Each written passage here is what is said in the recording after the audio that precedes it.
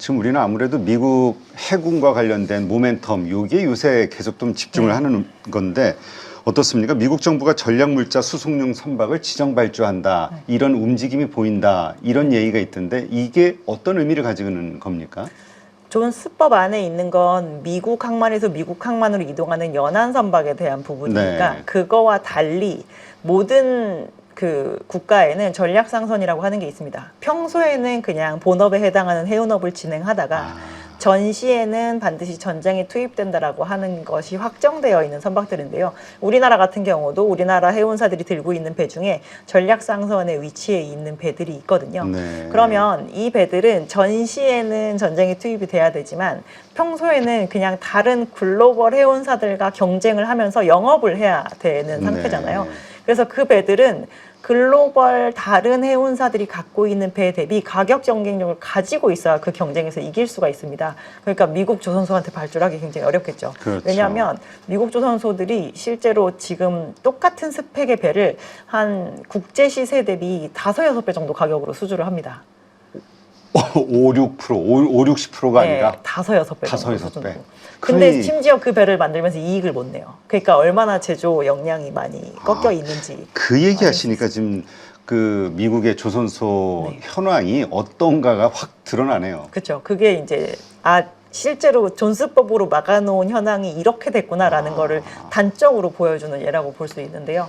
그러다 보니 전략상선이 지금 미국 내에 한 80척 정도밖에 없다라고 얘기를 하는데 이거를 10년 이내에 250척까지 늘리겠다라고 얘기를 해놓은 부분인지라 그러면 추가로 뭐 한 170척만 발주하면 되는 거야 라고 생각하실 수 있겠지만 그 사이에 이 80척도 노후화가 되겠죠. 그래서 저희가 200척이 넘는 선박을 발주를 해야 아마 10년 뒤에 전략상선으로 250척 정도를 운영을 할 수가 있을 텐데요.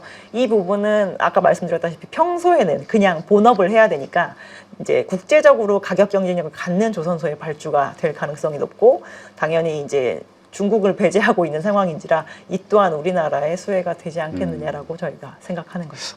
보통 그런 상선이면은 어떤 배를 지칭하는 겁니까? 우리가 소위 아는 컨테이너선 이런 겁니까? 컨테이너선, 유조선 뭐 이런 것들 다 포함이 되는군요. 예, 맞습니다.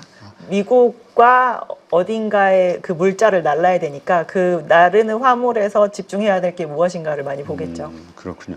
요것이 만약에 진짜 어떤 모멘텀이 돼주고 우리에게 실질적인 어떤 수혜가 돌아오게 된다면 가장 큰 수혜를 받는 곳은 어디예요? 미국의 항만 사이즈가 생각보다 유럽이나 아시아의 극동아시아에 있는 삼국만큼 크지가 않기 때문에 저희가 사이즈상으로 이제 중형 선박을 만드는 업체가 오히려 좀 수혜를 볼 수 있지 않겠냐고 얘기를 하는 거고요. 그래서 국내 상장되어 있는 업체들 중에서 이제 HD 현대미포가 조금 수혜를 볼 수 있지 않겠냐라고 얘기를 많이 하는 겁니다. 최근에 현대미포 움직임 정말 좋던데 이러한 모멘텀인 건가요? 그러한 것도 좀 있는 것 같고요. 저희가 원래는 그냥 PC선, 그러니까 저희가 정유를 잘 운반하는 선박을 만드는 전문적인 회사로서의 의미가 있었는데 사실 이번 팬데믹 때 제일 첫 번째 주인공이 됐던 선종은 컨테이너선이었거든요. 그래서 대형 컨테이너선이 막 이중연료 추진 엔진으로 발주가 될 때의 수혜에서는 조금 비껴나 있는 성격이었었는데 그러다 보니까 너무 밸류에이션이 심하게 벌어져 있는 상태거든요. 요즘에 저희가 방산을 진행하는 조선 업체들은 2025년 추정 실적 기준으로는 막 PBR이 막 4배씩 되고 막 이런 상황입니다. 근데 그것보다 절반도 안 되는 밸류에이션에 머물러 있었는데 저희가 실적 개선이 된다라는 게 이렇게 1분기 실적이 발표가 되면서 밸류에이션을 더 실어주는 거에 많은 방향성을 갖게 되었었는데요. 미포조선도 실제로 미포가 주로 건조하는 선박의 가격이 올라가는 속도가 느렸을 뿐 역행하지는 않거든요. 그래서 궁극적으로 이 회사도 나중에 이렇게 좋은 실적으로 가겠구나라는 게 시장에서 조금 받아들여지기도 했고 요즘에 약간 수혜 선종으로 얘기를 하는 LNG 벙커링선 이게 LNG 선의 수혜에서 완전히 비껴나 있다라고 저희가 생각을 했는데 LNG 벙커링선이 발주가 될 때 주로 미포조선에 발주가 되다 보니까 이제 이 부분에서의 수혜로도 굳이 우리가 이렇게 밸류에이션을 많이 떨어뜨려 놓을 필요는 없겠다라고 좀 생각을 하게 되면서 주가 상승세가 좀 가팔랐던 것 같습니다. 아, 그렇군요. 그러니까 키 맞추기 할 만한 요소를 가지고 있다라고 네, 시장이 네. 판단한 거군요. 그렇죠. 근데 말씀하신 것처럼 LNG선이 앞으로 가장 큰 화두를 얻는데 현대미포는 그 LNG와 관련된 어떤 기술력이라든가 이게 가장 좀 없는 것으로 우리가 알고 있었지 않았나요? 저희가 LPG선은 중간 사이즈도 발주되고 대형 사이즈도 발주되고 하는데 LNG선은 저희가 174K라고 해서 딱 규격화된 사이즈인데 그게 대형 조선소에 갈 만한 네. 사이즈지 중형에 아예 상관이 없었거든요. 그래서 지금까지는 LNG와 관련된 건 거의 건조한 사례가 없다라고 보시면 그게 될 것 같습니다. 이제 마이너스 요소였는데 이게 네. 좀 해소가 됐다는 건가요? 요즘엔 이제 배들이 LNG로 추진을 해서 돌아다니는 게 되면서 그 항만에 LNG 주요하는 설비를 갖추고 있으면 괜찮지만 그게 안 될 때 할 수 있는 방법은 쉽투쉽 배에서 배로 LNG를 넣어주는데 그 LNG 벙커링 선을 그 딱 미포조선에서 만들기 좋은 사이즈 정도로 발주를 하거든요. 그렇군요. 그래서 돌아다니는 주요 역할을 하는 그런 배를 이제 시장에서 필요로 하게 되었는데 LNG 추진선이 많아지다 보니까 근데 그걸 이제 그 만들기에 가장 최적화되어 있는 조선소가 현대미포인 거죠. 아, 그렇군요. 지금 뭐 미국 내 그 LNG 프로젝트 이것 때문에 2028년까지 뭐 428척의 선박이 필요할 것이다. 이런 이야기가 있던데 이거 다 이런 LNG 선이라면은 다 우리 쪽으로 수혜가 오는 건가요? 어떻게 이걸 봐야 돼요? 만약에 그 미국에서 LNG가 수출이 되어서 중국으로 들어가는 물량이 아니라고 한다면 저희가 봤을 땐 거의 다 한국으로 발주가 오게 될 가능성이 높다라고 보고 있는 상태이고요. 프로젝트는 항상 예상했던 시기에 제때 적용이 되는 경우가 잘은 없긴 하지만 진행이 된다라고 한다면 대부분의 물량이 한국으로 발주가 될 가능성이 높다고 보고 있습니다. 지금 어떻게 봐야 됩니까? 지금 이제 우리 조선주들이 주가가 많이 올랐잖아요. 네.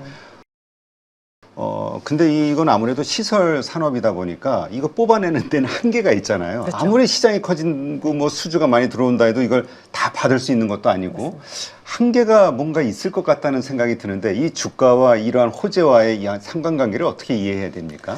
일단 말씀하신 대로 탑라인에 한계가 있어요. 저희가 한마디로 그냥 쉽게 얘기해서 저희 도크 4개인데 4개에서 뽑아낼 수 있는 뭐 최대치 몇 척입니다. 라고 하면 그 그렇죠. 척수가 더 늘기는 사실 쉽지 않거든요. 물론 생산성을 좀 더 증대시킬 수 있긴 하지만 그래서 그 부분의 한계는 이미 약간 온 상태라고 보셔야 될 것 같습니다. 네. 국내 업체들은 증설을 크게 진행을 하지는 않으니까요. 근데 요즘에 이제 물리적으로 직접적인 증설을 발표한 업체가 있긴 하죠. 하나오션이 1분기 실적을 발표하면서 플로팅 도크 하나도 늘리고 크레인을 더 늘리겠다라고 했는데 나머지 업체들 같은 경우는 과거에 한국 조선 업체들이 해외에 투자해 놨던 야드들을 좀 싸게 뭐 렌탈을 하거나 이렇게 해서 활용을 해서 생산성을 조금 더 늘릴 여지를 가져간다라는 정도로 하는 거라 요거는 글로벌 캐파가 느는 것이 아니라 있는 캐파 중에 일부를 활용을 해서 우리의 그 생산성을 조금 더 높이겠다라고 하는 부분이거든요. 그래서 아직까지 더 늘어날 수 있는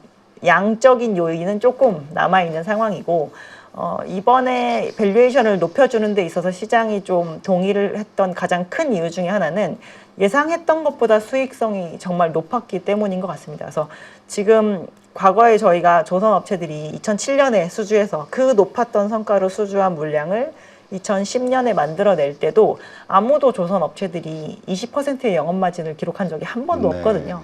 근데 이번에 이제 막 저희가 2021년부터 오른 성과를 가지고 사실 23년 수주 성과가 적용된 물량이 지금 거의 매출에 잡히지 않고 있는 상황인데 벌써 18%의 영업마진을 기록하고 있는 업체가 일부 생겨나기 시작을 했고 그러면 도대체 지금 현재 기준으로 수주하고 있는 배들을 만들어내는 2027년, 2028년에 얼마나 마진이 좋을까라는 거에 대해서 좀 시장이 이제 몇십 프로의 마진이 나올 수 있는 시장이구나라는 거에 대해서 조금 받아들이기 시작을 한 것 같고요. 저희가 높은 ROE가 과거에는 반짝 오고 말았지만 이제는 좀 지속 가능성이 있다라는 부분 때문에 그렇게 해서 지금 수주 잔고를 땡겨서 오면 사실 배수가 금방 내려가거든요. 저희가 추정 실적 기준으로. 그래서 그 부분이 좀 반영이 되었기 때문에 시장에서 성과가 그러니까 주가가 오르고도 좀 지속이 되는 측면이 많이 있는 것 같습니다. 그렇군요. 그러니까 실적이 받침이 돼주는 네, 이 지금의 어떤 상승세다. 네.